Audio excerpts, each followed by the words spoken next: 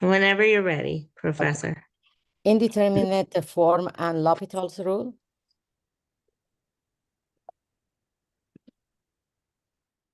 The first indeterminate form is 0/0. So if you are taking the limit of f of x over g of x as x approaches a or a, and then if f of x approaches 0 and g of x approaches 0 as x approaches a, then this limit may or may not exist.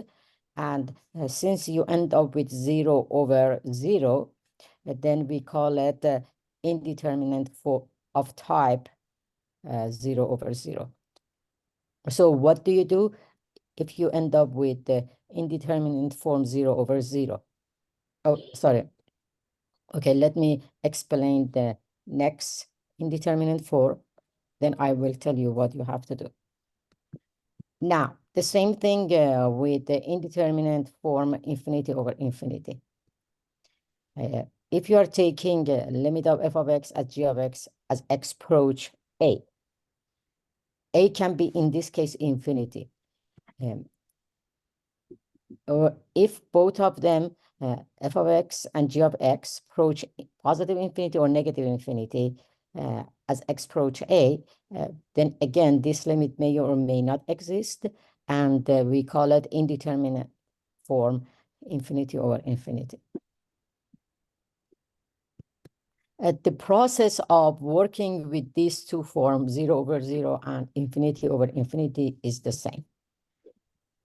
So suppose you have these two types, 0/0 and infinity over infinity. Then a limit of f of x over g of x as x approach a is equal to the limit of f prime of x over g prime of x as x approach infinity. We are not using quotient rule. We are not using quotient rule. We are only finding the derivative of numerator and then the derivative of denominator as x approach a. Again, this limit may or may not exist.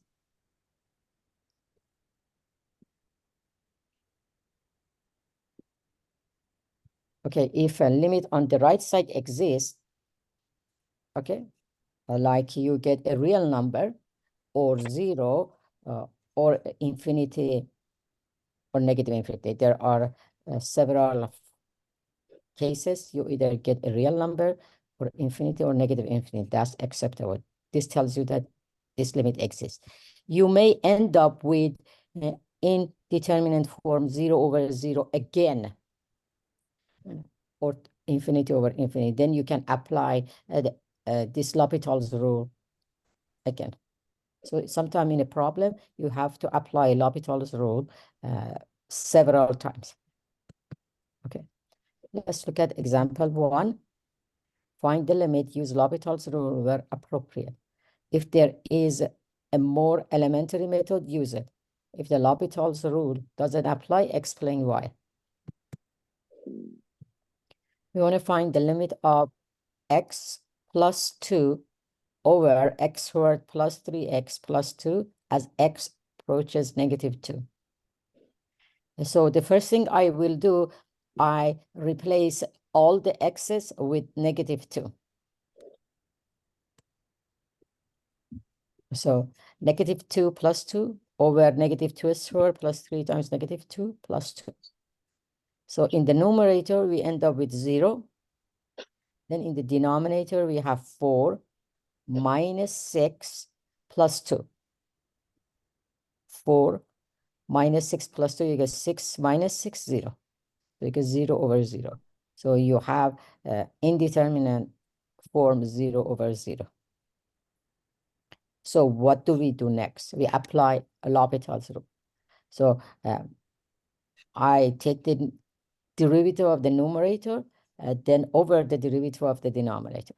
So the limit of x plus 2 over x squared plus 3x plus 2 as x approaches negative 2 is equal to limit of the derivative of the numerator by itself is 1. Derivative of the denominator by itself is 2x plus 3. And now we're going to take a limit as x approach -2. In the numerator, you end up with 1. In the denominator, replace x with -2, so you get 2 times -2 plus 3. So you get a -1 in the denominator, +1 in the numerator. So the limit is -1. Professor, I have a question. Yes. So if we factor the bottom, we get x plus 2 times x plus 1, right? Yes. So we could cancel those Yes. two factors. Okay, no. Since I started with, since I end up with 0 over 0, since I started with plugging in as coming up with a 0 over 0, I'm going to continue with L'Hopital's rule. Okay, but at the beginning, I could have, yes, factor the bottom, cancel x plus 2. The only reason that I ask is because you said if there's a more elementary method, use that. So Yes. we should try to factor first, right? Yes, yes. But I didn't see that I could factor, so I just went straight to plugging in. And now since I end up with 0 over 0, you cannot use. Right.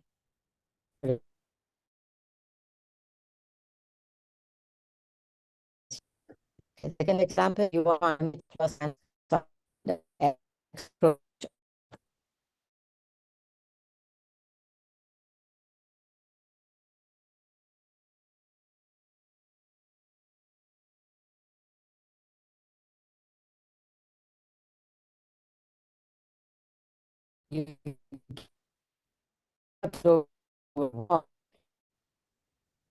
So you end up with 0 over 0. Okay, so this is indeterminate form, 0 over 0. Now I'm going to take the derivative of the numerator over the derivative of the denominator. So limit of x plus tangent of x over sine of x equal to derivative of x is 1. Derivative of tangent of x is secant square of x over the derivative of sine is cosine of x. There was a typo on this page, and one of your classmates caught it and sent me an email. It is fixed. Okay, now let's plug in 1 plus secant of 0 to the power of 2. Secant is 1 over cosine. So if you forget about secant or tangent or cotangent, use the definition. So 1 over cosine of 0 to the power of 2, you get 1. So you get 1 plus 1.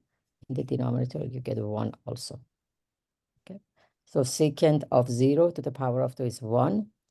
Cosine of 0 is 1. So you get 2. So the limit exists and is equal to 2.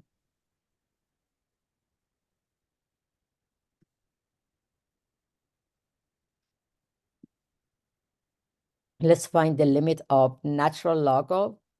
The argument of natural log, the first natural log is again natural log of x over x. Okay, I'm going to replace both x's with infinity. And so we have natural log of infinity. The inner natural log of infinity, if you remember the graph of natural log, as x gets larger and larger, the natural log gets larger and larger also. Okay, so natural log of infinity is infinity. Again, we have to take natural log of infinity. You end up with infinity over infinity. So we have indeterminate form infinity over infinity. So we use L'Hopital. What's going on, Shana? Am I doing something? My internet connection is bad. Oh, okay. I'm working on it. Okay. So first, what is natural log of derivative of natural log? You get 1 over the argument. You put the argument, in this case, the second natural log in the denominator. And in the numerator, you write the derivative of the argument, which is 1 over x. So the derivative of natural log of x is 1 over x over natural log of x. The derivative of the denominator is 1. So I simplify this complex fraction. I end up with 1 over x times natural log of x. Okay. Now, if you let x approaches infinity, you get 1 over infinity times natural log of infinity is infinity. So you end up with 1 over infinity. 1 over infinity is always 0. If you divide 1 by a very, very large number or very, very small number, you end up with 0. So 1 over infinity is 0, and 1 over 0 is infinity. So remember these two facts. Any question about anybody?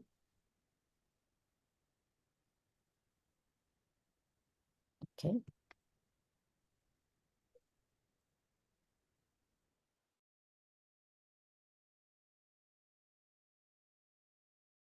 To the opposite of 2x over sine of x as x gets closer and closer to 0. So let's let's let every x gets closer and closer to 0. So you get 1 minus e to the 0 over sine of 0. E to the 0 is 1. So in the numerator, you have 1. So we end up with 0 over 0. Indeterminate form, 0 over 0. So we're going to find the derivative of the numerator separately over the derivative of the denominator separately. Okay, there is another typo here again. Okay. I don't know why I'm writing derivative sign is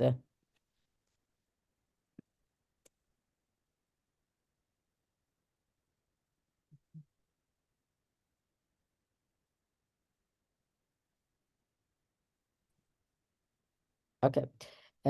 Derivative of 1 is 0.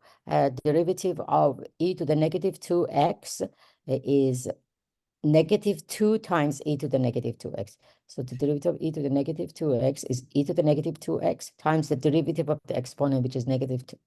And you had another minus sign, so you get positive 2 times e to the negative 2x. Derivative of sign is cosine.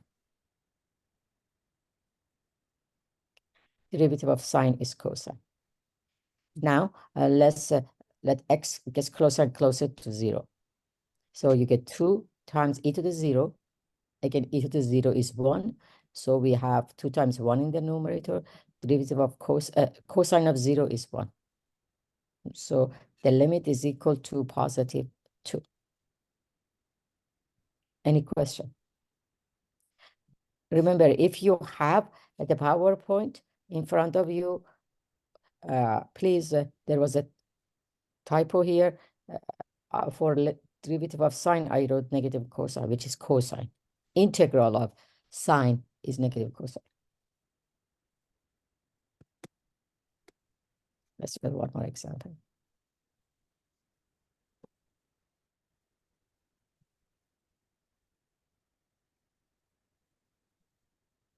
Okay, the limit of 2x minus inverse sine of x over 2x plus inverse tangent of x as x approach 0. So let's plug in, replace every x with 0. So you get 2 times 0 minus inverse sine of 0 over 2 times 0 plus inverse tangent of 0. 2 times 0 is 0, minus inverse sine of 0 is 0.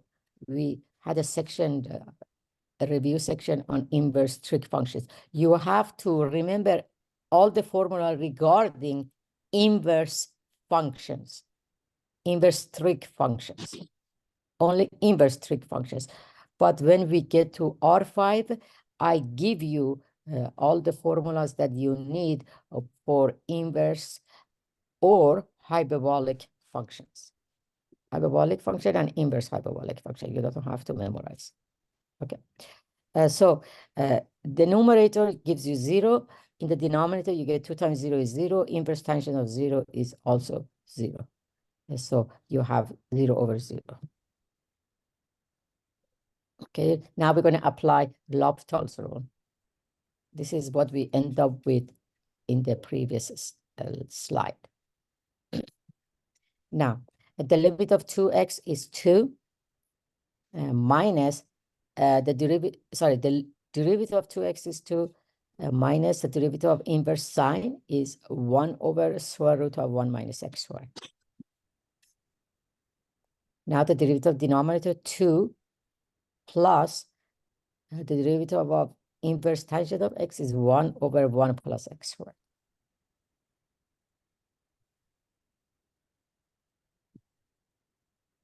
Okay, let's plug in the 0.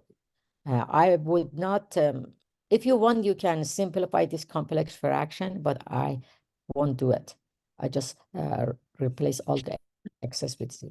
So you get 2 minus 1 over rad, 1 minus 0, which is 1. So you end up with 2 minus 1.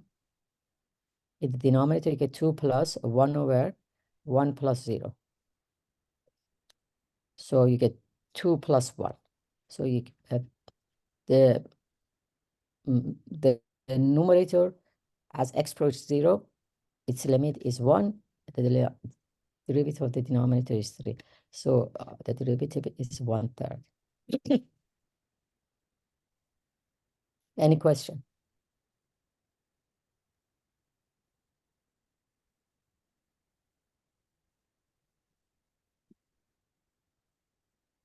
Okay. Indeterminate product. Indeterminate product. If limit of f of x as x approach a is 0, and the limit of f of x, g of x as x approach a is either positive infinity or negative infinity, then the limit of f of x times g of x as x approach infinity is called indeterminate form of the type 0 times infinity. Okay. In both cases, even if you end up with negative infinity, we call it indeterminate form of type 0 times infinity. Mm-hmm. And then we're going to write this product, f of x times g of x, as quotient. Okay. We write f of x times g of x as either f over 1 over g or g over 1 over f. Because this complex fraction, both complex fraction, if you simplify, you end up with f times g. F over 1 over g or g over 1 over f. Okay. Then these two complex fraction, when you let x approach a, their limit is either 0 over 0 or infinity over infinity. Then you can use L'Hopital's rule. Remember, the L'Hopital's rule only applies to 0 over 0 and infinity over infinity. But we have other indeterminate forms like product here, 0 times infinity.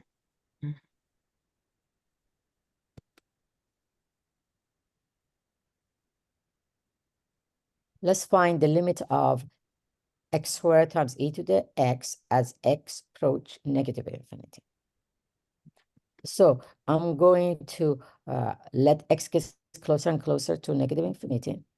First of all, remember from your either algebra or pre-calculus course, e to the infinity is infinity, e to the negative infinity is 0. Okay, now let's look at our limit. You get the limit of x squared e to the x approaching negative infinity. So you get negative infinity to the power of 2 e to the negative infinity. e to the negative infinity to the power of 2 is infinity. E to the negative infinity is 0. Okay, so we have indeterminate form of type 0 times infinity. So I have to change the product x squared times e to the x into a quotient. So, okay. so what I did was I kept the f as it is, which is x squared. Then I wrote g e to the x as 1 over x. Remember, if you simplify this complex fraction, you end up with the same thing that we started. You end up with the product. Now, what is 1 over e to the x is e to the opposite of x. So you get limit of x squared over e to the opposite of x as x approach negative infinity. Now we let the x becomes negative infinity. So you get negative infinity squared over e to the, this time, because you have e to the opposite of x approaching negative infinity, so you get e to the positive infinity. E to the positive infinity is infinity, and negative infinity to the power of 2 is infinity. Now we have indeterminate type form of type infinity over infinity. Now we're going to use L'Hopital's rule.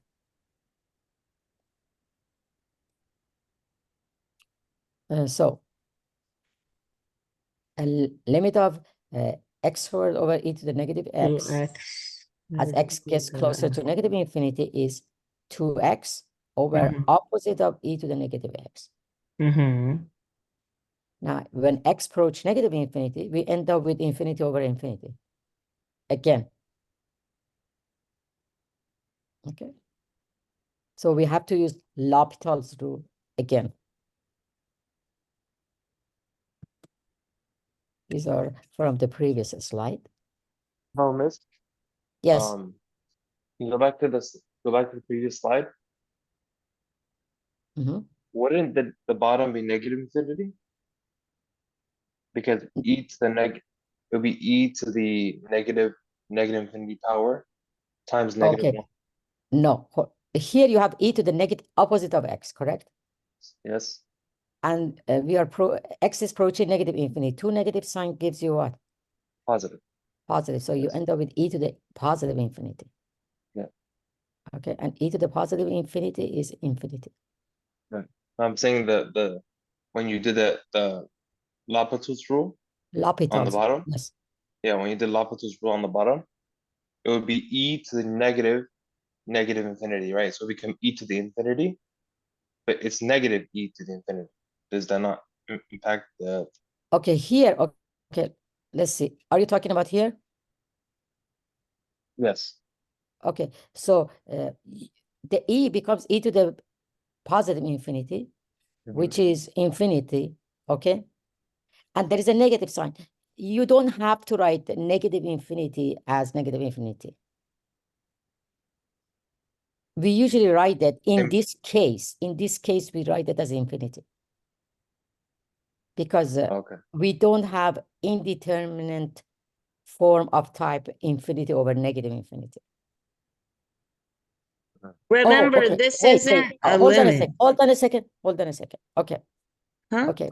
Hold on a second. Here, if you want, okay, I have, because as x approach negative infinity, you get negative infinity, okay? Oh, I see what Over you mean. another negative infinity. Are you talking about here?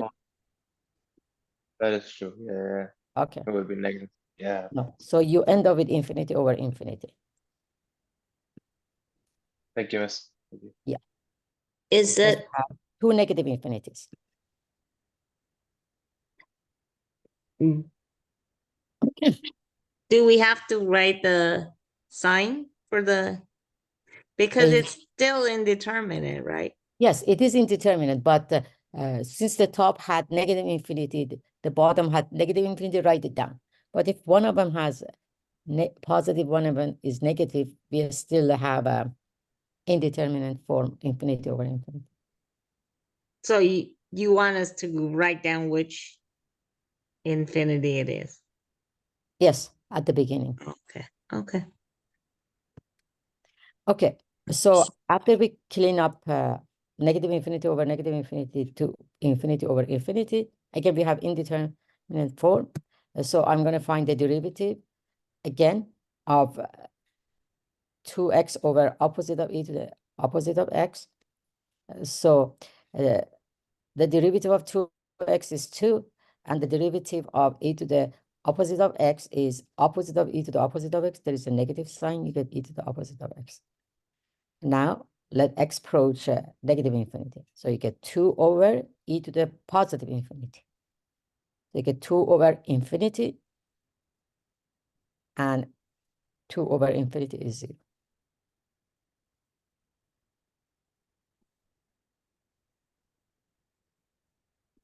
Okay, so the limit exists and is equal to 0.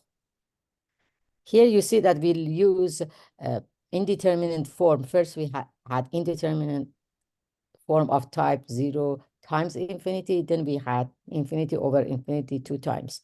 So we use L'Hopital twice.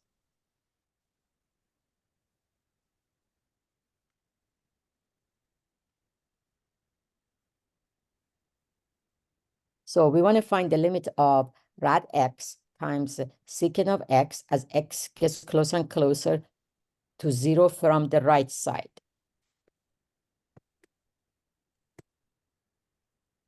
So you get rad 0, then times secant of 0. Remember, we are approaching 0 from the right side. Rad 0 is just 0. When you approach, when you look at the graph of secant, when we get closer and closer to 0 from the right side, the graph gets larger and larger. So secant of 0, approaching 0 from the right side is positive infinity. Okay, so you have 0 times infinity. So this is indeterminate product of type 0 times infinity. So we have to change our product to quotient. You either write rad x over 1 over sine, or 1 over secant, or you write secant over 1 over rad x, whatever is easier to differentiate at the in the process, because indeterminate products 0 times infinity become, when we change it to quotient, becomes 0 over 0 or infinity over infinity, and we have to differentiate top and the bottom separately. So I wrote rad x times secant as rad x over 1 over secant. Okay, why? Because 1 over secant is cosine. And I can easily find the derivative if I end up with, let's see what we end up with. So as x approaches 0, rad x becomes 0, and cosine of x as x approaches 0 becomes 1. Okay. And here I didn't end up with 0 over 0 or infinity over infinity. I have my limits 0. Okay. This example is showing to that not all of the indeterminate form of type 0 times infinity, the products, when you simplify, you get 0 over 0 or infinity over infinity. Sometimes you end up with your limit right away. But the secant of 0 is defined, isn't it? So, Secant of 0 is infinity. Yes. no, the secant of 0 should be 1, no? Because it's 1 over the cosine. No. We change. Okay, Shauna, we are not going to leave this as Oh, it's 1 over the we have 1 over secant, which is 1 over cosine. 0. Uh-huh. Okay. So that's okay. After we write our product Then as it's quotient, uh-huh. we write 1 over secant as cosine. right away. Mm-hmm, mm-hmm. Mm-hmm. Because if you just leave it as it is, then you get Then- yes, 1 over infinity, which is 0. Uh-huh. But Yeah, when you change this fraction to its definition, you get right away cosine. mm.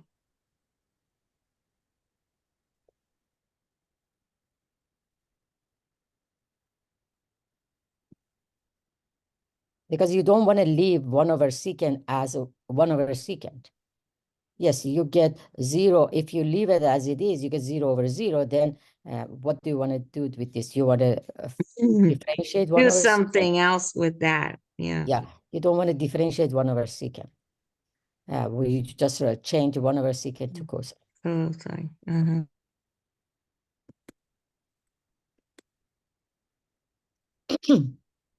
Limit of x minus 1 times tangent of pi x over 2 as x gets closer and closer to 1 from the right side.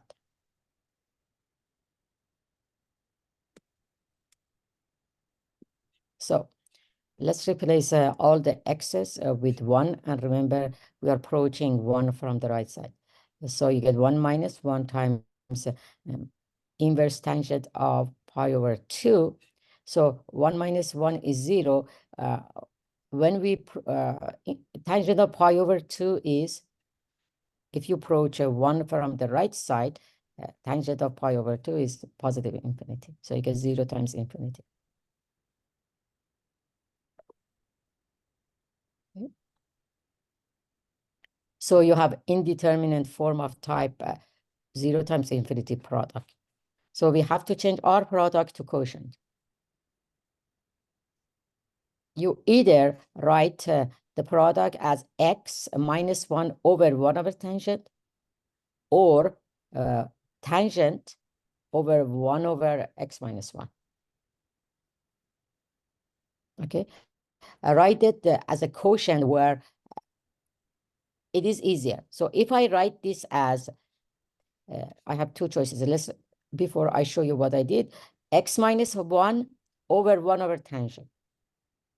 Okay, and what is 1 over tangent? Cotangent. Cotangent. Okay, okay, cotangent. But if I write it as the tangent of pi x over 2 over 1 over x minus 1, then I cannot simplify 1 over x minus 1. I have to just work with 1 over x minus 1. Okay. So limit of x minus 1 times tangent of pi x over 2 as x approach 1 from the positive side. We change it to x minus 1 over 1 over tangent. And right away, I use the trig identity for 1 over tangent, which gives me a cotangent, okay? So you get a limit of x minus 1 over cotangent of pi x over 2, x approaching 1 from the positive side. Now, when you let x be 1, you get 0 over 0. Remember, one more time, you have to know the graph of your trig functions, sine, cosine, and the other 4. You have to know the graph of inverse trig functions. I think I have given you the graph of 3 of the inverse functions. I'm going to add the graph of the other 3 inverse functions today, and put a new versions of, I don't remember which number review it is. So know those graphs. The graph of 6 trig function, 6 inverse trig functions. Okay, so now let's end up with the 0 over 0. So indeterminate form of type 0 over 0. So we use L'Hopital's rule. Okay, find the derivative of top separately, denominator separately. The derivative of the numerator is 1. The derivative of cotangent is negative cosecant. Is it square? Yeah, cosecant is square. Correct?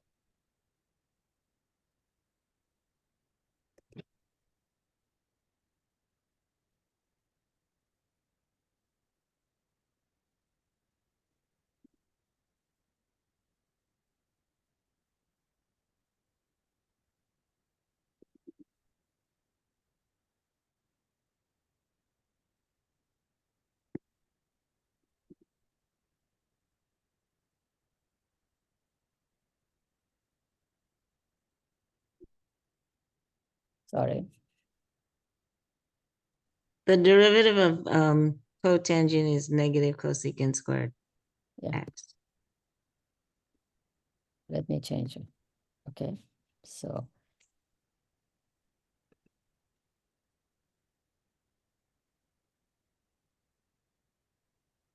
okay, let's see. I'm gonna, okay, so you get the derivative of the numerator is 1. The derivative of a cotangent is negative cosecant square of pi over 2 times the derivative of the angle, which is pi over 2. Okay. Oh, The, shit. the derivative of What is it? My cosecant. name is still condom What? French. Hmm? What? Somebody has question? Is it recorded? Yes?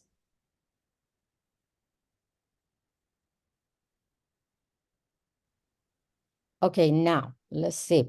Then I simplify this complex fraction a little. 1 over negative pi over 2 becomes negative 2 over pi. Okay, so negative 2 over pi times cosecant square of x. Okay, I have the same thing here. Okay, now we let x approach 1 from the positive side. So you get negative 2 over pi times cosecant square of pi over 2, which cosecant of pi over 2 to the power of 2 is 1. So you get negative 2 over pi. Any question? So the derivative of cotangent is negative cosecant squared, which you changed on the second Yeah, line. I changed it. Yeah. You changed Derivative that, of- but did you change it down below? Yes. Negative, because this is Okay, what is 1 over negative pi over 2? Is negative 2 over pi. negative 2 of, oh, got it. Okay. Negative 2 over, got it. Okay. And then Then I let x approach to 1. then you got it. Okay. Yeah. Yeah, you're good.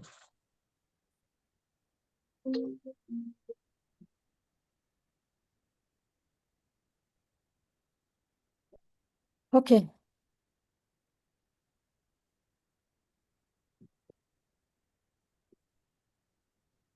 Okay.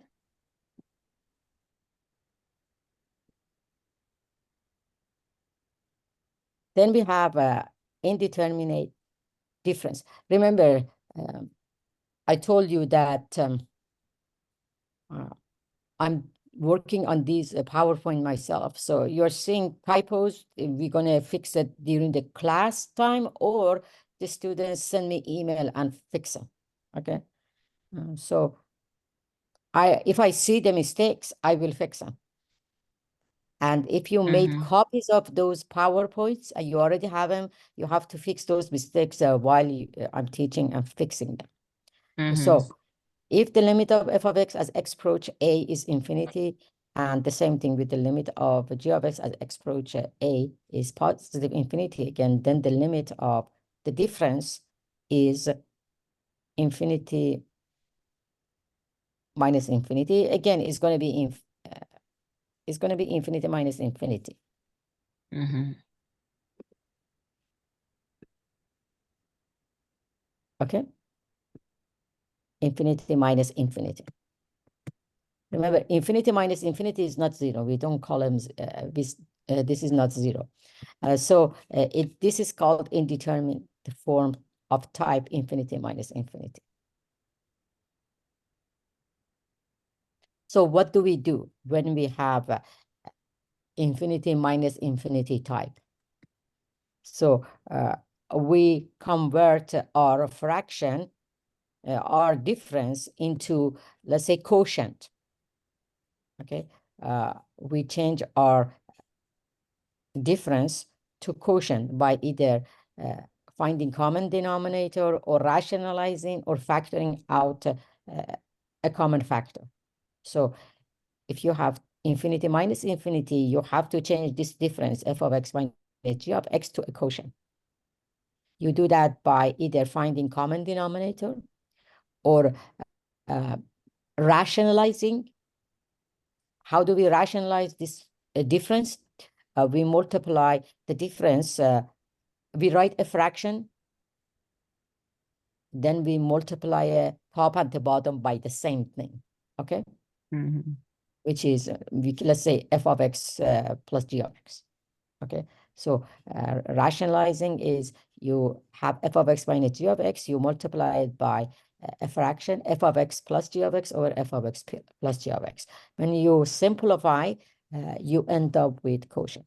Or if f of x minus g of x as a common factor, factor it out, and that helps you to change it to quotient. Mhm. Then when we change it to quotient, you either get 0 over 0 or infinity over infinity, or once in a while, we end up with our actual limit.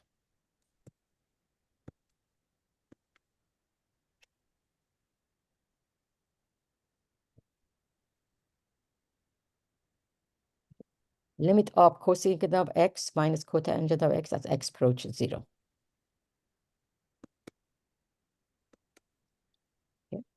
Limit of a cosecant of x as x gets closer to 0 is infinity. And the limit of cotangent of x gets as x approaches 0 is infinity also. So we get infinity minus infinity. That's an indeterminate form. So what do? We have to change this to a quotient.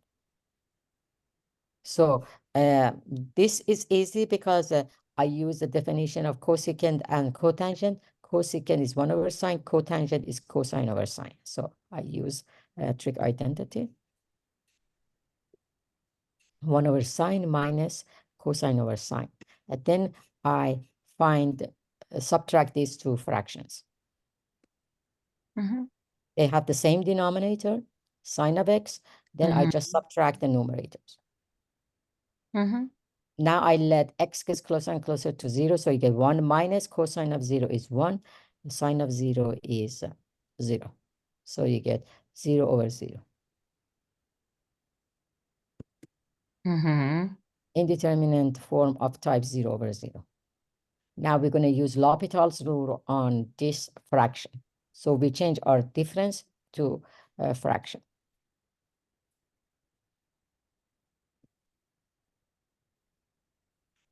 This is from the previous slide.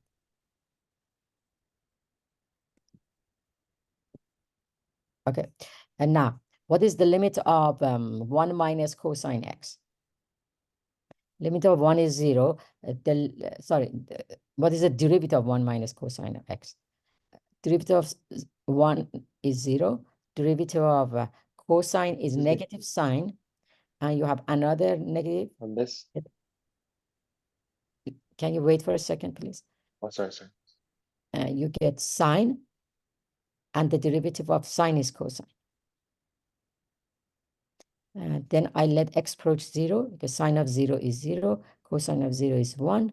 The limit is 0. Yes, how can I help you? Oh, sorry, but so we know that the limit is 1 minus cosine of x over sine of x. Yes. But isn't 1 minus cosine of x sine of x? No. No? No, No, be careful. You're thinking about the sine squared Pythagorean plus. identity. Okay, No, hold on a second. cosine squared of Sine. x. Can you? Sorry. Okay. Sine square of x plus cosine square of x is 1. Power of 2. Sine square of x plus cosine square of x is 1. Okay. Let me write something here. Okay. The identity is hold on a second. I'm just going to sine square of x plus cosine square of x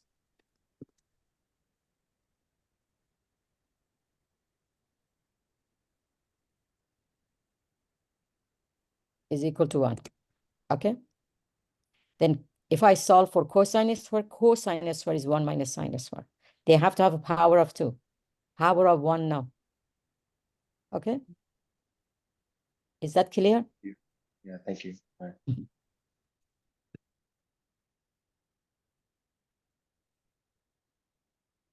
Any other question?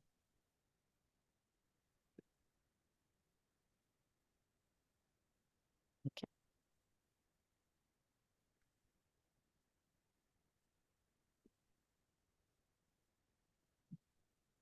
Okay. So we want to find the limit of x times e to the 1 over x minus x as x approach infinity. So replace x's with infinity. You get infinity times e to the 1 over infinity minus infinity. Now let's clean up. What is what is 1 over infinity? 0. 1 over 0 is infinity. 1 over infinity is 1 over 0 is infinity. 1 over infinity is 0. So you get e to the 0, and e to the 0 is 1. So you get infinity minus infinity.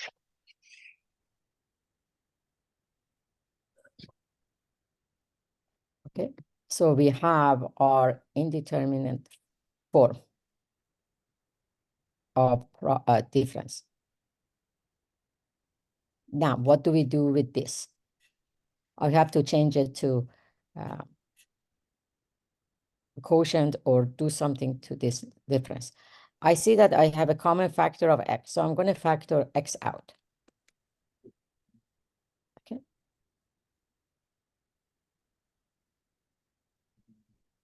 Can I change this to quotient? The way I'm looking at it, no. Let's just plug the infinities now. So you get infinity times e to the 1 over infinity minus 1. Again, 1 over infinity is 0. E to the 0 is 1, so you get infinity times 1 minus 1.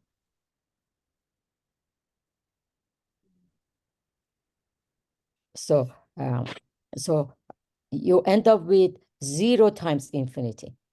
That's another indeterminate type. Okay. So I could not change this to quotient. I just factored out and I let x approach to infinity. And it gave me another indeterminate form. Okay. Now, what do we do when we have indeterminate form of type 0 times infinity? When we have product, we change our product to quotient. We write this product as either x over 1 over this parenthesis or that parenthesis over 1 over x. One of them. Okay. So this is what we had in the previous slide.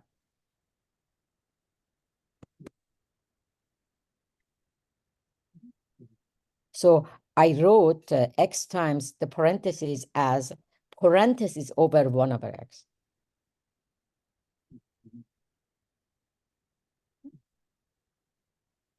So we change our product to quotient. Okay. Okay. Now let's x approach infinity. And you get here it is 1 over infinity is 0. E to the 1 over infinity is e to the 0. You get 1. So after cleaning up, 1 minus 1 is 0. So 0 over 0.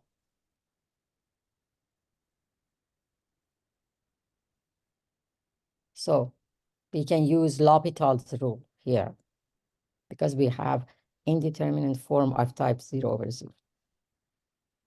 We're going to use L'Hopital's rule on this. You have to find the derivative of the top separately, derivative of the bottom separately. And we already know what is the derivative of 1 over x from Calc 1. The opposite of 1 over x squared. Okay. So that's not hard to differentiate because you have done it so much. Okay. The derivative of denominator, as I mentioned, 1 over x is opposite of 1 over x squared. What is the derivative of e to the x is e to the 1 over x is e to the 1 over x times the derivative of the exponent, which is the same as the derivative of the denominator. And the derivative of 1 is 0. So you get opposite of 1 over x squared times e to the 1 over x over opposite of 1 over x squared. These opposite of 1 over x squared cancel each other. So you end up with e to the power of 1 over x. Now we let x approach infinity. So you get e to the 1 over infinity is the 0, 1. So the limit of x times e to the 1 over x minus x is 1.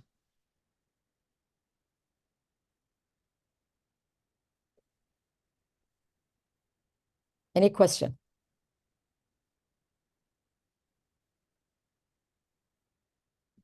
Okay.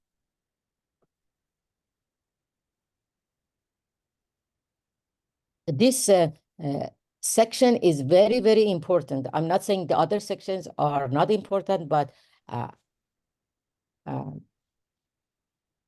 very useful. You have to understand it, do all the homework, because we're going to end up with a chapter that L'Hopital's rule is used over and over and over and over again. Okay? So limit of this difference. So when we let the x approach infinity, the first radical becomes infinity. The second radical becomes infinity also. Okay. So we have infinity minus infinity, indeterminate difference. So what do? We want to change this to a fraction, okay? So I wrote the difference as difference over 1.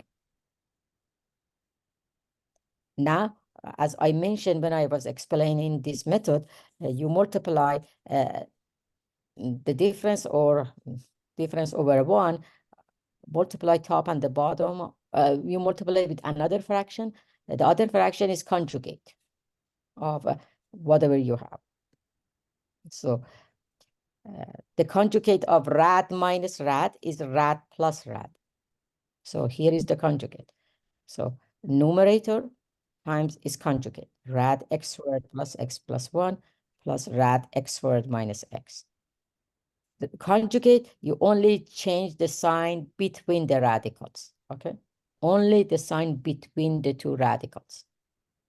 And you have to have that rad plus rad in the bottom also, because if you only multiply by the top, you're changing your difference. But when you multiply top and the bottom with the conjugate, because rad plus rad over rad plus rad is just 1. I think I got it. What? Can you please mute yourself? If you have mute yourself, and if you have to ask me a question, unmute yourself, then mute yourself. Because sometimes some of the comments from the background distract me. I think, do you have Shauna access to muting? I'll check in. Let me check the participants panel here. Okay. This rad minus rad times rad plus rad, what is that? Think of this as like the first rad is a capital A, the second rad is capital B. So you have capital A minus capital B times capital A plus capital B. What is A minus B times A plus B? Is A squared minus B squared. So when you multiply the numerator, you lose the radical for each term, and you end up with a minus sign between the two. So here it is. As I said, A minus B times A plus B gives you A to the power of 2 minus B to the power of 2. So the denominator stay as it is. Any question before I go on? If you have any question, unmute yourself, then ask question. Then mute. I can't mute from here. I can Okay. mute myself, but I can't mute. Okay. You might be able to Yeah, mute I will do that next time. as a host. Okay. So what is rad to the power of 2. The power of 2 gets rid of the radical. So I end up with x squared plus x plus 1. The same thing with the other power of 2 of the rad. That's from the previous slide. So the power of 2 one more time gets rid of the radical. So you end up with x squared plus x plus 1 minus x squared minus x. The denominator stays as it is. That's fine. But I can get rid of some of the terms in the denominator. X squared cancel each other. Then I end up with 2 positive x's. I get 2x and positive 1. So I get 2x over rad plus rad. X approaching infinity. Now we're going to let x approach infinity. Okay. You get infinity on top, infinity on the bottom. Well, you may say, well, this is not easy, but we had infinity minus infinity, indeterminate type. We have to work with it till we get our limit. So now we can apply L'Hopital's rule. Derivative of the numerator is 2. Derivative of the denominator, what is it? What is the derivative of, I changed the radical to power of 1/2. So you have x squared plus x plus 1 to the power of 1/2. You bring the power of 1/2 down. Okay, you put it, then x squared plus x plus 1 to the power of negative 1/2 times the derivative of x squared plus x plus 1, which is 2x plus 1. What happened to my 2's? Hold on a second. Can you wait? Let me write my derivatives so you get.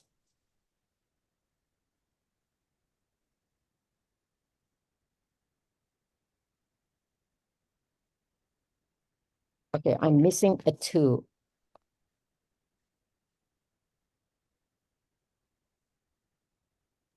I'm missing a 2 here. And on the other one also. Another one, a 2.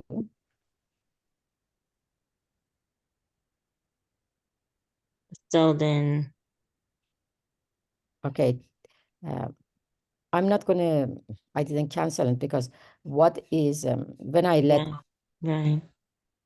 x approach infinity, the first fraction, the denominator becomes infinity. The second fraction becomes infinity also. Some of the 2 infinities are infinity, so I get 2 over infinity because the derivative of the top is 2. That's good news, okay? When you end up with a constant, either on top or on the bottom, that's good news. 2 over infinity, which is 0.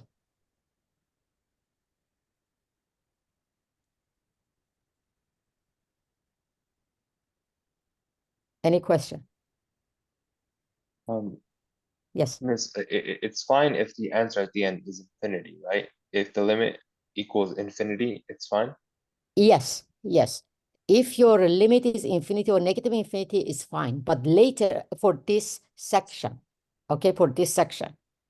But later on, I will explain on what do you do with the limit when it is infinity, okay, later on this semester. But Thank you. for this section, L'Hopital's rule,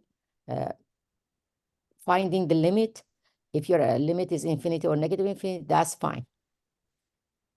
So you want us to write infinity does not exist or something Yes, right, else? infinity. Right, infinity, okay. But later on, we deal with what happens if you get infinity or negative infinity. But just write infinity or negative infinity as the final result. Okay. Okay. Okay, indeterminate powers.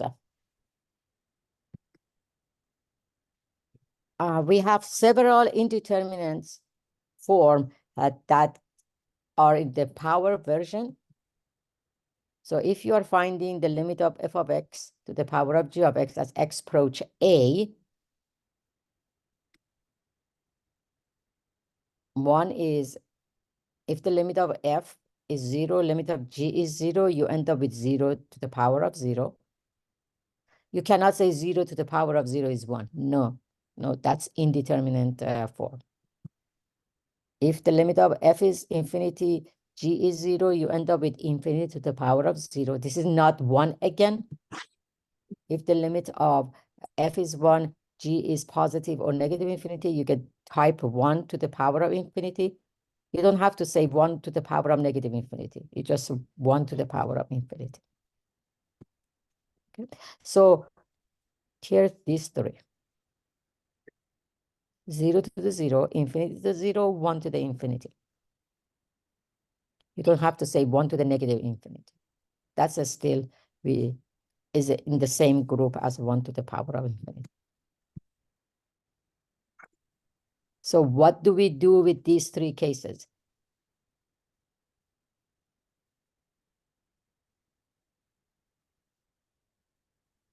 Okay, so what do?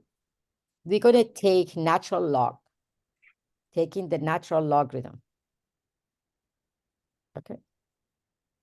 So each of these three cases can be treated in either of two ways, taking natural logarithm.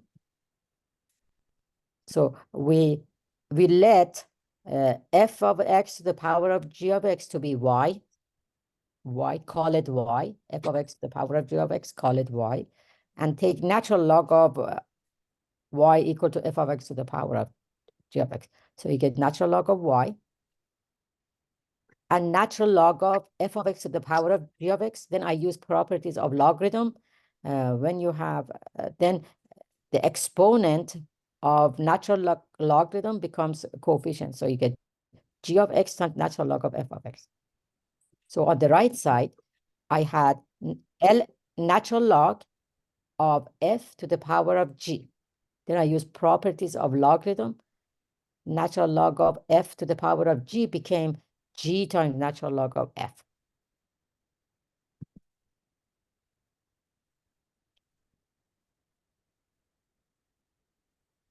Writing the function as an exponential. Okay, this is the second way. You write f of x to the power of g of x as e to the g of x times ln of f of x. E to the power of g times ln of f of x.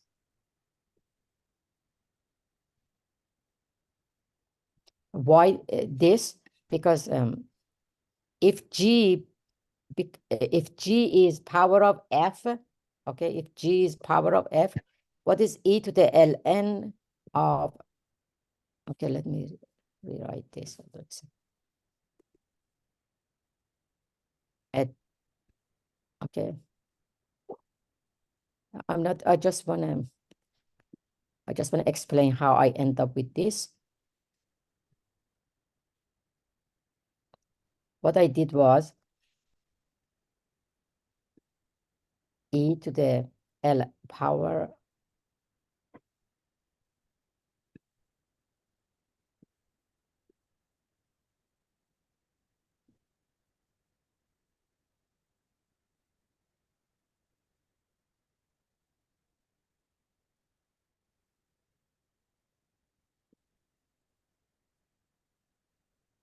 okay. I wrote f to the power of g as e to the ln of f to the power of g. Okay. Then the exponent, when you have ln of f to the power of g, the exponent of f becomes coefficient of ln, which is this one. This is from, because e to the ln, e gets rid of the ln. So you end up with, in this case, e to the ln, e gets rid of ln, you end up with f to the power of g, okay? And g becomes coefficient of ln.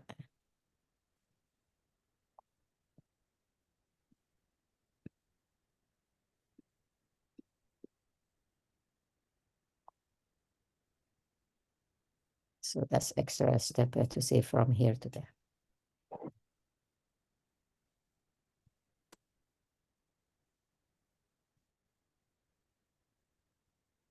In either, whatever, if you use the first bullet method or second bullet method, you end up with indeterminate form of 0 times infinity.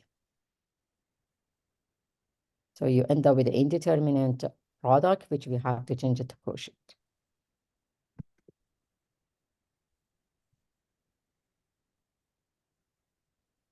Okay, you have the limit of sine of x times tangent of x as x approaches 0 from the positive side. When I replace x's with 0, sine of 0 is 0, tangent of 0 is 0, so I end up with 0 to the power of 0. That's indeterminate form. What I will do, I use the first technique.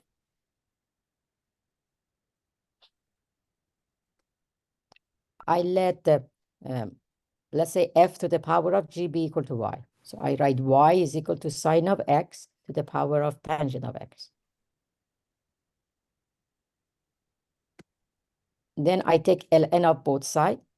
So I get ln of y is equal to ln of sine of x to the power of tangent of x. Then the power or the exponent becomes coefficient of ln. So you end up with ln of y equal to tangent of x times ln of sine of x.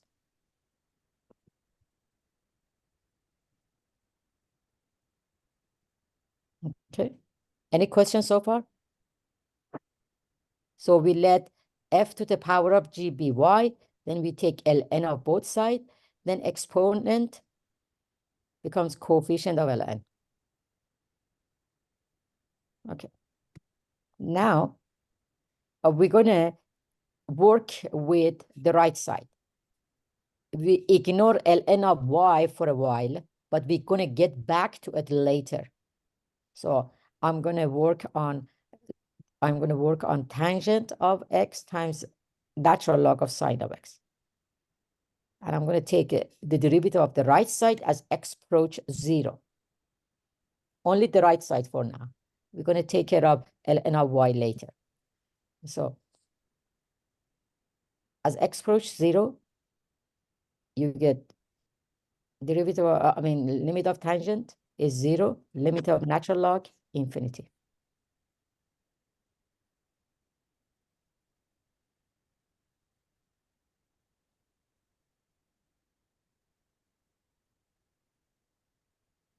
Okay, because sine of 0 is 0, natural log of 0 is infinity.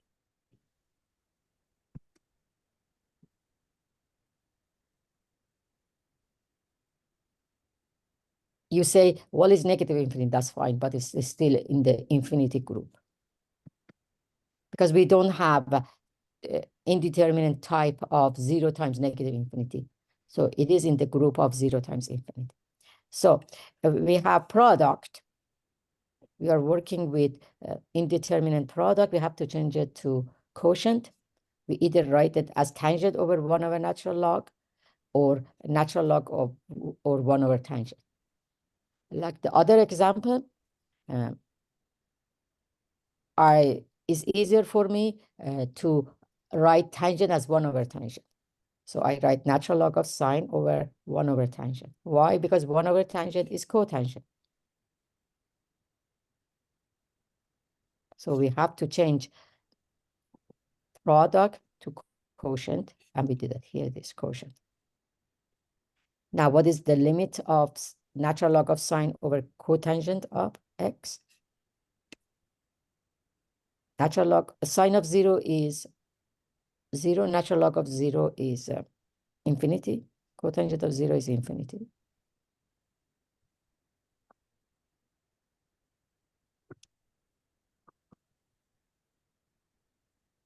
You may say negative infinity over negative infinity, that's fine.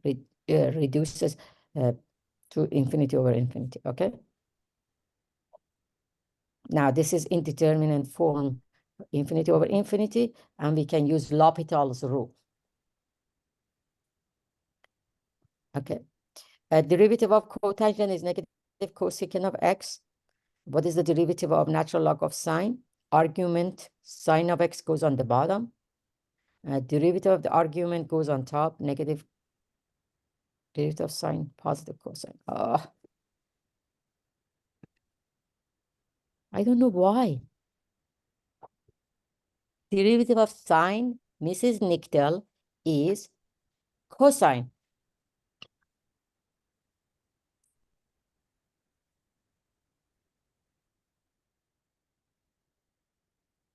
I don't know why I write. Okay, derivative of natural log of sine. Sine goes in the denominator times the derivative of sine, which is cosine. And that's cotangent, right? Yes, but I didn't change it to cotangent. I changed them to, I wrote cosecant as 1 1 over over sine. Oh, sine okay. squared. Okay, I'm missing it.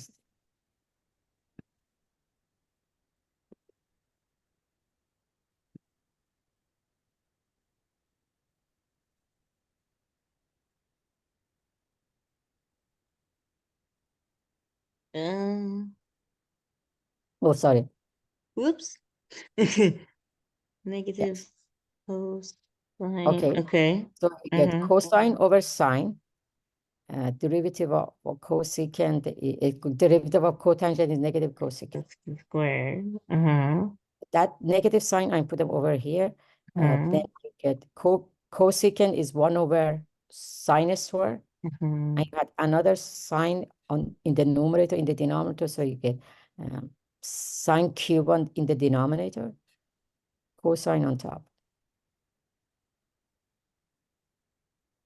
Negative here. As x approaches 0, sine becomes 0, cosine becomes 1, so you get negative infinity.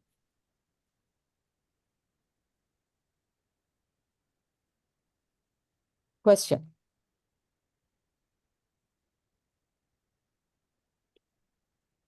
Do I?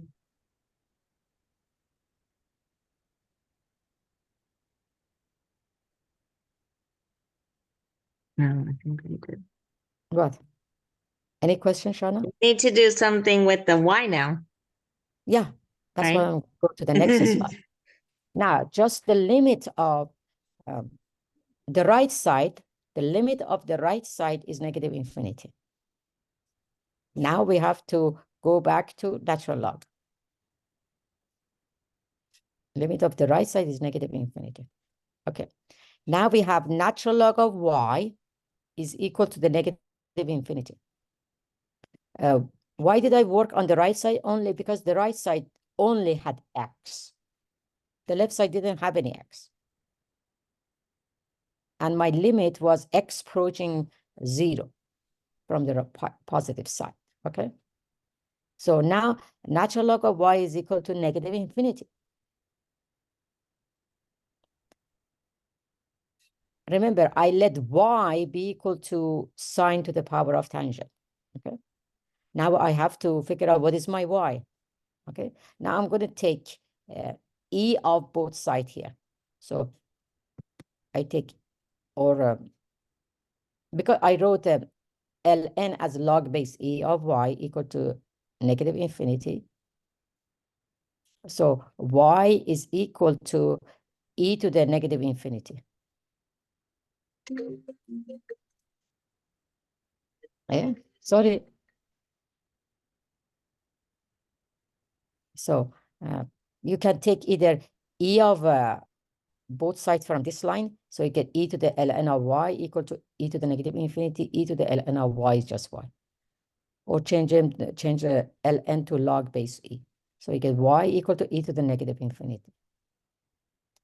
Or 1 over e to the infinity.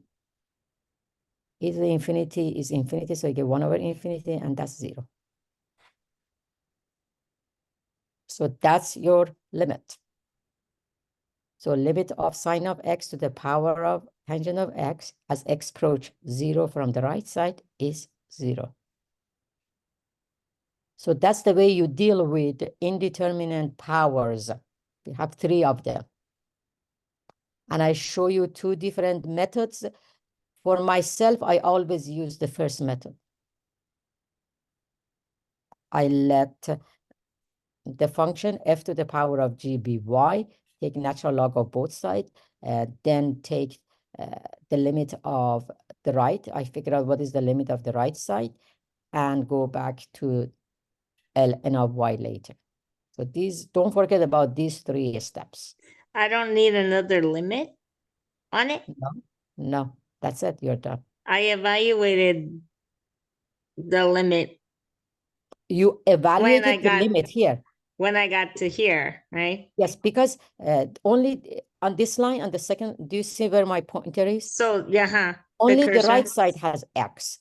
So I took the limit of the right side. Uh-huh. So x that's goes to already 0. the limit. So then, And that's already the limit of the right side. Then here I go back and said, okay, now natural log of y is equal to negative infinity. What is my y? and yeah, that would be there. Uh-huh. That's the final version. Okay. I don't need any. I gotta look at that part. Any question from students?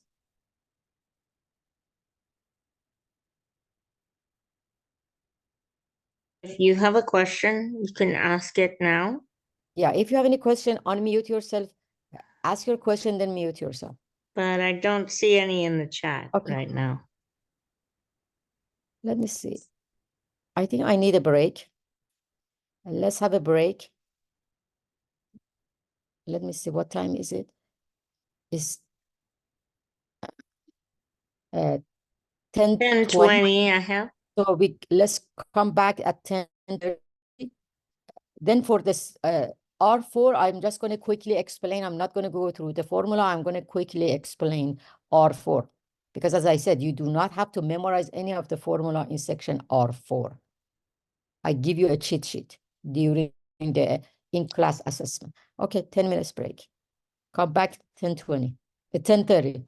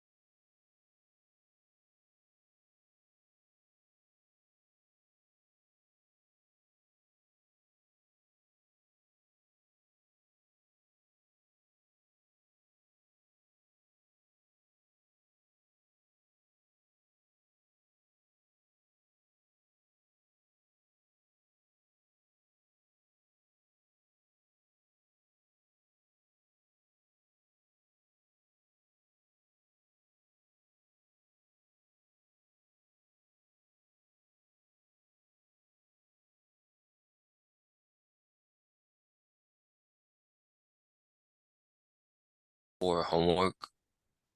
So, if we take the derivative of per se sine hyperbolic x, and we get cosine hyperbolic x, will we put that in e to the x form, or will we just leave it at that? You can just write it as hyperbolic cosine of x. And it wouldn't be wrong the other way? No, no. Oh, okay. But majority of the time, we just do not use the definition of hyperbolic sine and cosine unless we have to prove something that we must use those definitions. Oh, okay. And then Just- for the quiz format, would it be the just exact same thing as the homework without the header? Yeah, there is no header because if you look at, I send you a PDF file regarding the quiz. The format of your quiz is the same format as the PDF. So But if you don't have a printer, I want you to have the same format as the quiz. but we would still write the meeting date and like quiz 1, like R1 to R3. No, no, just Oh, write okay. the way the quiz is. Like on the left side is math 190, quiz 1. On the right side, you have name, last name, and student number, date. Okay, and write the question, like write 1, and then after 1, you put a dot, then the number of points that that question has, then write the statement. Then write the question, show your work. If you do not have the printer, if you have a printer, you just copy, print the quiz out and show your work on the paper, then scan it. And by the way, please do not send me, don't take a picture. Some students are sending me pictures of their work. There are so many free scanners that you can download and scan. Please do not send me pictures because some of you, when you're sending pictures, you are so unorganized. Your papers are crooked. At least if you're sending picture, which I do not want you to send them, at least be organized. Your paper has to be straight. Please be professional. Professor, Yes. we have another question from the chat. Somebody asked if you wanted to include the ticket number on the quiz. That's a good idea. No, No? there is no need for the ticket number. No. Okay. Because no, I'm not collecting paper version of it. If it was paper version, yes, because it says on the quiz, it says math 190. So Okay. I only have 190 class, 190 class. And you can do your quiz on the tablet as long as you show your work. And on the tablet have the same format as your quiz. Format of the quiz is the same thing as you see on the So PDF. essentially, if you don't have a printer, you have to copy what's on the quiz as it appears on the Yes. quiz. And Yes. then you have to show your work under. And after you are done with your work, leave a space, some space, so I can see where your quiz question 1 ends and where your question 2 starts. Don't put everything so close to each other. So yeah, you can do your quiz on any form as long as you could submit it. But if you're not using a printer, then you have to print or write everything that's on the quiz so we can know what you're doing. Are there any other questions from the chat right now that I missed? I saw 2 of you. Is there anything else that I missed? I don't see anything else. If I Okay. happen to miss it, go ahead and put it in the chat again, or you can use it as a reaction later. Okay. Thank you, folks. Now I'm not going to go over the last example of R5 because we don't have enough time. So let me go over R4 quickly. Let me share my screen. So last example of R5, you go over it yourself. Okay. Derivative of hyperbolic and inverse hyperbolic functions. Okay, here is the definition of hyperbolic sine and cosine. Hyperbolic sine of x is e to the x minus e to the opposite of x over 2. and the hyperbolic cosine of x is e to the x plus e to the opposite of x over 2. I think that's one of your classmates was asking me about this.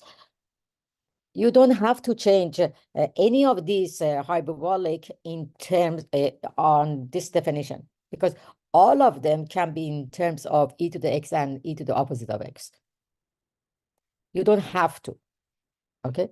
But sometimes you need this definition, which sometimes you need the definition, then you use it, okay? I have given you on slide number 4 the graph of the red one is hyperbolic sine, and I compared it to the graph of 1/2 e to the x and negative 1/2 e to the opposite of x. And then I have given you a graph of hyperbolic cosine of x, the pink one, and the graph of hyperbolic tangent of x. So you have those graphs. These graphs are useful when we are taking the limits. Now, these are the identities.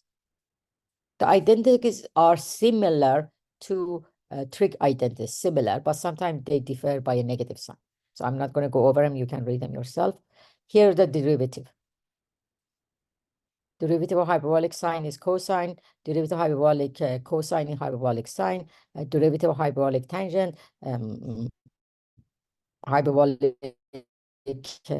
secant square. The derivative of hyperbolic cotangent, negative hyperbolic cosecant square.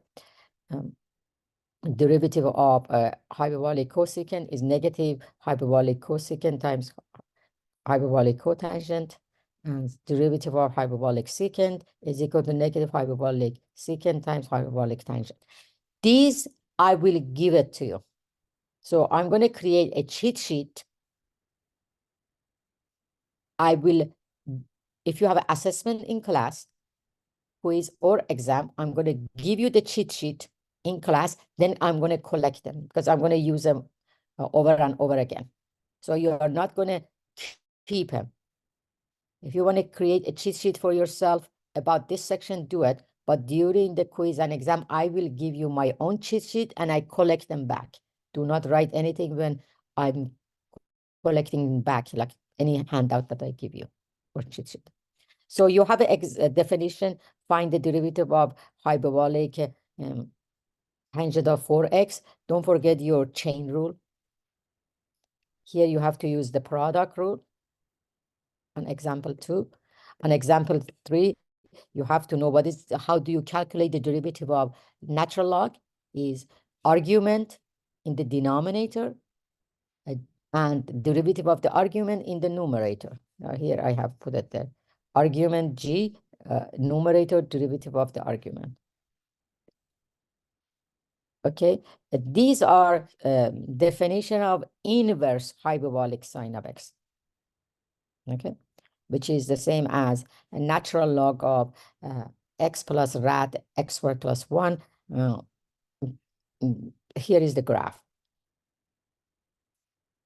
If you want to graph inverse sine, inverse hyperbolic sine, if your calculator doesn't offer you inverse hyperbolic sine, then you have to use the definition inverse hyperbolic sine to graph your inverse hyperbolic. The same thing with, because the majority of the calculator, they do not have, they have trig functions, sine, cosine, and tangent, then inverse sine, inverse cosine, inverse tangent. But your calculators, I don't think they are offering hyperbolic functions or inverse hyperbolic function. That's why you use this definition to look at the graph. Here is the derivative of inverse hyperbolics.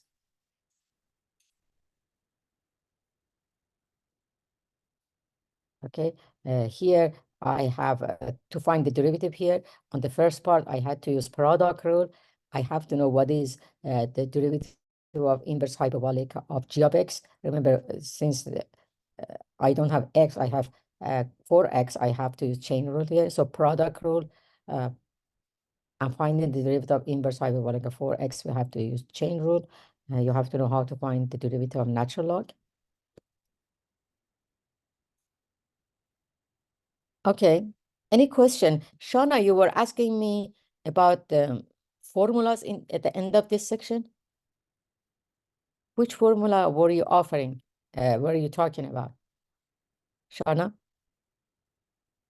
I'm listening to you. So there's the rules, like the ones that you were, not the derivative functions, but the ones that you were, the ones here for when we get to, I think it's number, I think I sent you the number 13 Are you on- talking about on the homework on the homework? Okay, let me for our stop fourth. sharing. Okay. Hold on a second. Let Because me that gets that problem gets really messy because I was trying it with a student yesterday. And there's other, let me pull up the, I think I have, Okay, so you are talking about chapter review, R4 yes, ma'am. number Number 13. 13 or 14, either one. Both of those are pretty ugly. But Okay. so Let that me- we're I looking think for, number 13 is the same. I think it's similar to the example I just was looking at. yeah, that's, they're both pretty messy in terms of, but what we ended up doing was having extra natural logs in here, and then it becomes a question of where do you stop when you're Okay, let me share my screen when I was doing that problem. You're When talking you're- about this problem. hang on, let me come back to you because I Okay, was here looking is, I'm for sharing my the- screen. I'm looking at example number, problem number 13, review 4. yes, ma'am.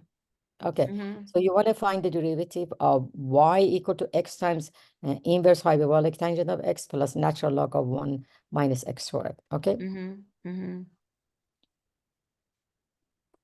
okay. First of all, because of the first term, you have to use product rule. Here I have my product rule. Right. And you also have to know that the derivative of inverse hyperbolic tangent is Mhm. 1 over 1 minus x squared. If x changes to g of x, you write 1 over 1 minus g of x to the power of 2 times g prime. And here is the derivative of g. Okay. Mhm. So we're going to use product rule here. So you get f prime times At g plus tangent. Mhm. f prime times g plus f times g prime. Okay, that's Mm. just the definition of product rule. Right. Mhm. Then times the derivative here. Mhm. So of natural 1 log. over, Okay, Shana, 1 over square root of 1 plus x squared right. times the derivative of the radical. Mhm. So derivative of x is 1. Mhm. So you get inverse hyperbolic tangent Mhm. plus x, and the derivative of inverse hyperbolic is 1 over 1 minus x squared. Mhm. That's that's the argument of g. So 1 over Right. g here.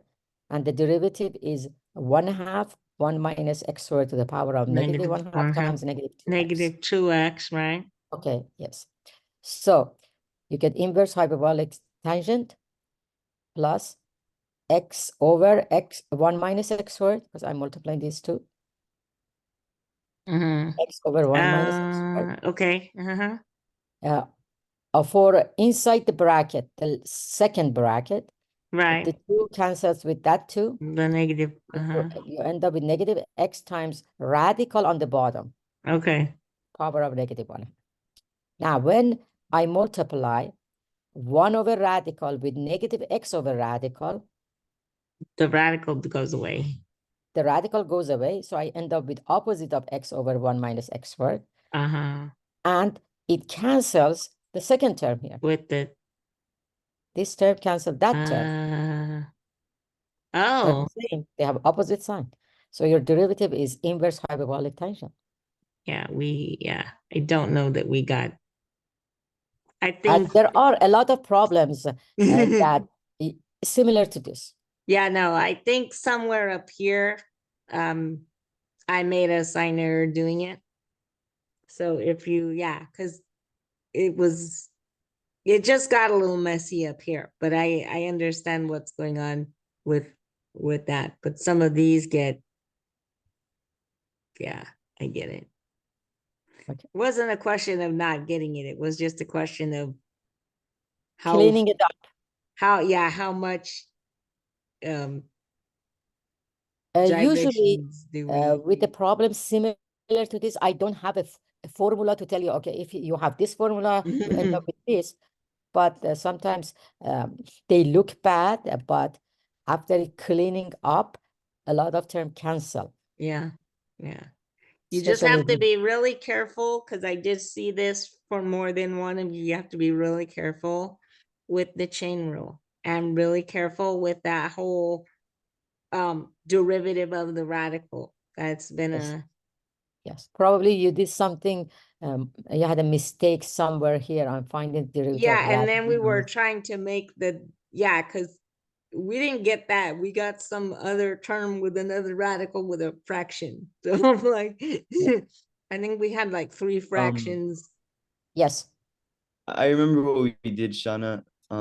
We didn't use the identity for the derivative of the inverse hyperbolic tangent. We just substituted it for the other identity of inverse tangent instead. Can you reference it? Because I know what you're talking about, Peter, but I don't have it in front of me.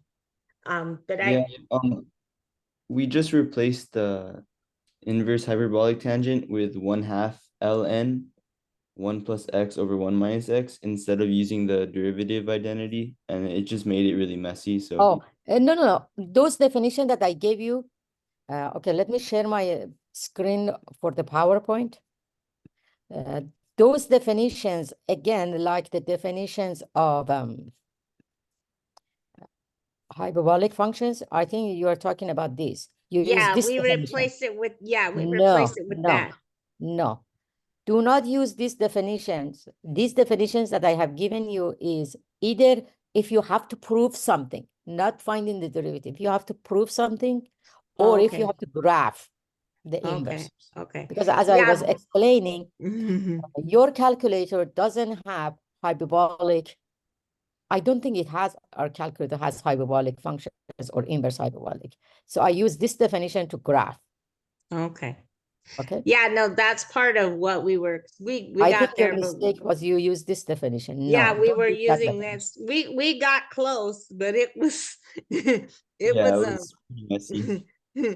that was You have to use this is, look, I'm calling this page, slide number 11, derivative of inverse hyperbolic function. yeah. You have to use that. The other slide number 10, just definition of inverse hyperbolic. Mhm. And that definition, you can use them to graph. Like Okay. when I gave you definition of,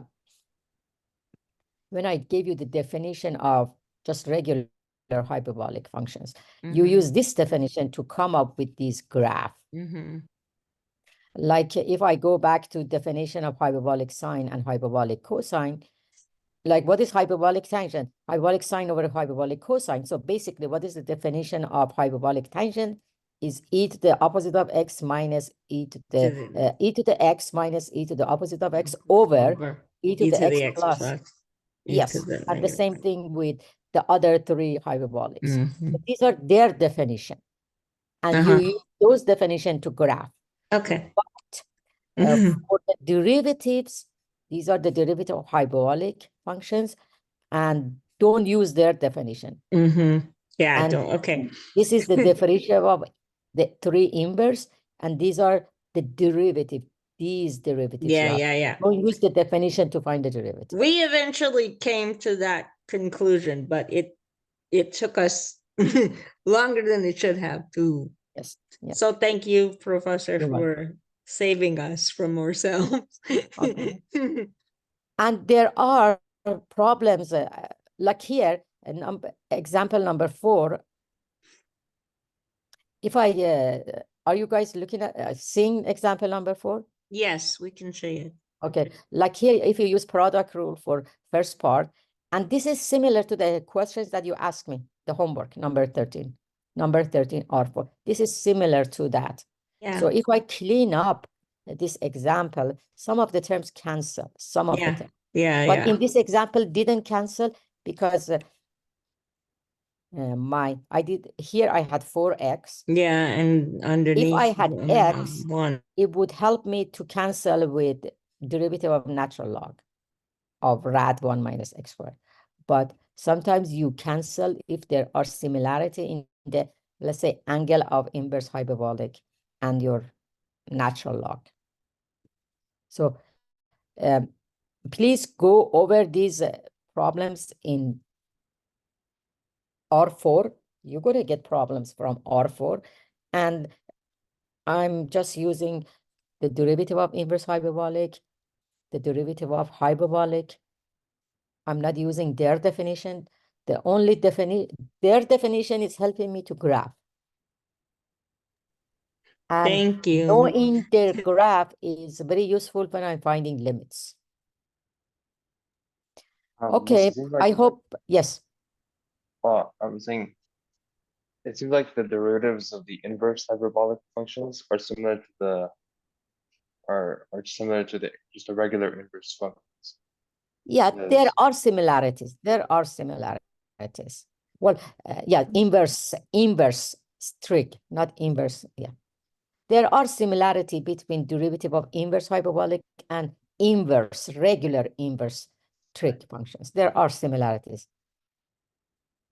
But for the hyperbolics, again, as I said, one more time, I'm going to give you a cheat sheet during my own cheat sheet during the exam or quiz.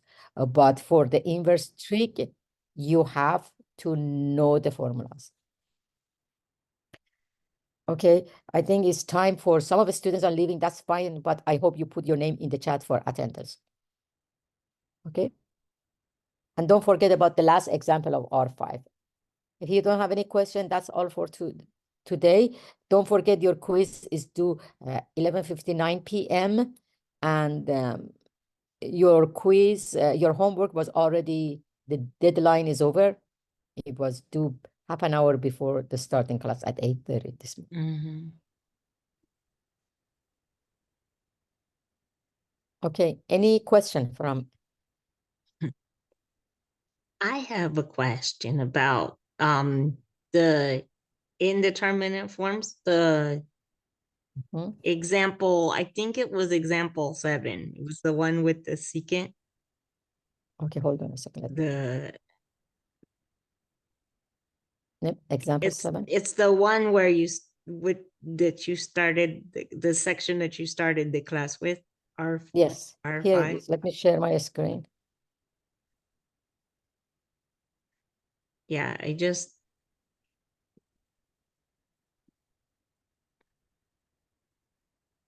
want to see if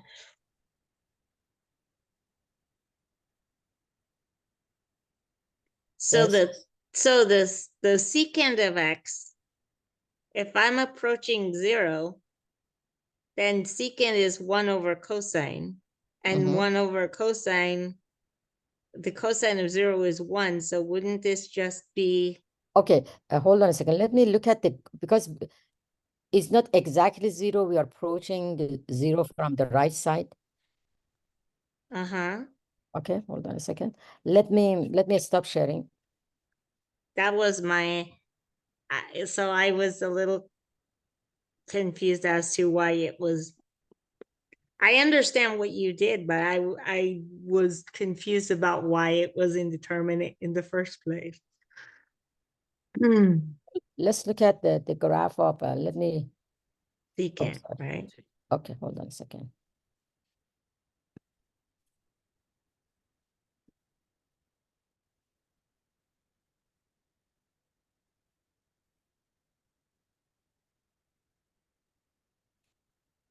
Hold on a second. I have to Yeah, take your time. bring a graph of hyperbolic secant for you.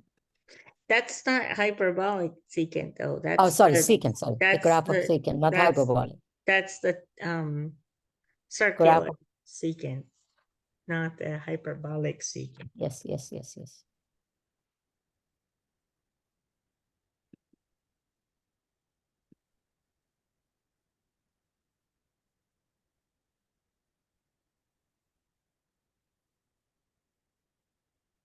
Okay, let me.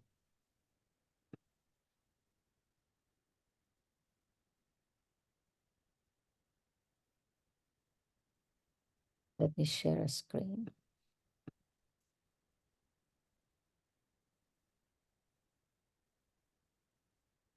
I want to share another screen with you. So let me A stop sharing different screen, okay. different screen. Mhm. Okay, here I have the graph of hyperbolic secant. Sorry, secant. This is circular secant, okay. Yeah, there is regular secant. Uh-huh. Okay, as x approach 0 from the Uh-huh. right side, Uh-huh. okay, is 1, okay? It should be 1, right? Yes. So And why, hold on a second, then what did I have over there? you had, yeah, that was my initial question, was why is this indeterminate in the first place? It would be 0, but why is this indeterminate? Because if, Why infinite? Hold on a second. We're approaching secant from You're- 0 yeah. from the right side. yeah, so wouldn't it be, yeah, exactly, wouldn't it be 1? And not infinity? 1, yeah. Why did I put infinity? I don't know why I put infinity. Am I sharing still something? No, not now. Am I sharing any Not now, no. screen? Okay. To sign up.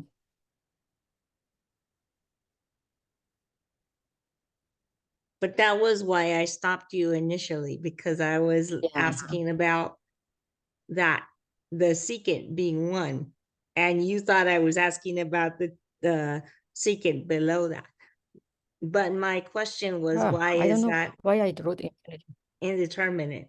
Maybe you thought it was the hyperbolic secant, Maybe. but that was my question about that one. Because the limit would be, it worked. Because the limit would be 0 anyway. Yeah, I don't know why I put the. Actually, But it's not there is indeterminate, is it? no. Yeah. Actually, in this case, right away you get the limit 0. I don't know why I put infinity. I'm not sure. Yeah, let Okay. me. Okay. Yeah, it is because natural log of x, its limit as x approaches 0 is 0. Yeah, that's what And the limit of secant as x approaches 0 is 1. So you get 0 Mhm. times 1, and that's just 0. Mm-hmm. That's it. You don't even have to use it.